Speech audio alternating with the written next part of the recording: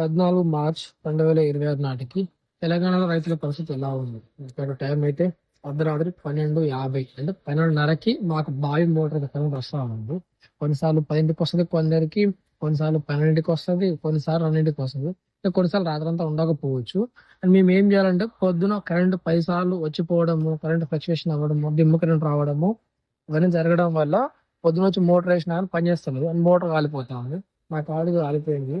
And ఇంకో problem ఏంటంటే ప్రతి సంవత్సరం మోటార్ కావడం మాత్రం కామన్ అన్నమాట. ఒక రెండు సార్లైనా సరే వాళ్ళ బావి మోటార్, పంట పొలాలకు వాడే బావి మోటార్ కాలకపోతే అసలు అతను రైతే కాదు. అట్లుంది ప్రజెంట్ తెలంగాణలో ఉన్న రైతుల పరిస్థితి. యావరేజ్ 2 సార్లు అన్నమాట. ఇక వాడు అదృష్టం ఇంకా బాగుంది అనుకోండి, ఒక 7 సార్లు 5 సార్లు ఈజీగా కాలుతుంది. ఒక్కసారే కాలినా యావరేజ్ ఒక నార్మల్ కాలితేనే 3,000 నుంచి 4,000 5,000 మధ్యలో అవుతుంది.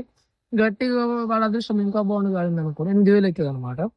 సో ఇది పరిస్థితి. సో ఇక మేము పగలైతే ఎలా మోటార్ వేసినా కరెంట్ ఉండవు, డిమ్మ కరెంట్ రావడం వల్ల నేను కాలిపోతా ఉన్నాను. అండ్ దీనికి మెయిన్ అన్ని బరాబర్ ఉంటాయి. అవి సింగిల్ ఫేస్ మోటార్లు ఇక్కడ అవపడుతుంది కదా, మెయిన్ స్విచ్లు అన్ని రావడం. ప్రజెంట్ తెలంగాణలోని రైతుల పరిస్థితి ఇది.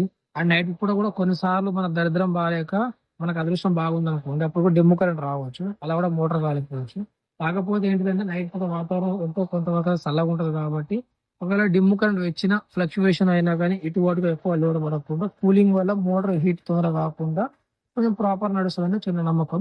ఒకటి ఏంటిదంటే మనం బయట వేసిన పగలేసిన కానీ మెయిన్ గా మనకున్న ఈ స్విచ్లు ఉంటాయి కదా, స్విచ్లు మెయిన్ ఫీజులు అయితే ప్రాపర్ ఉంచుకోండి. ఎందువల్ల ఫ్లక్చువేషన్స్ ఏమైనా మెయిన్ లో వెళ్ళిపోతా ఉంటది, మోటార్ అంత ఎఫెక్ట్ పడదు. మోటార్ ఫీజులు కారిపోతే ఆ ఫీజు వైర్ వేసుకుని సరిపోతుంది. ఆటోమేటిక్ పెట్టుకున్నా ఏ మేటిక్ పెట్టుకున్నా కానీ కాళ్ళ టైం వచ్చినప్పుడు ఖచ్చితంగా కాలిపోతా ఉంటుంది.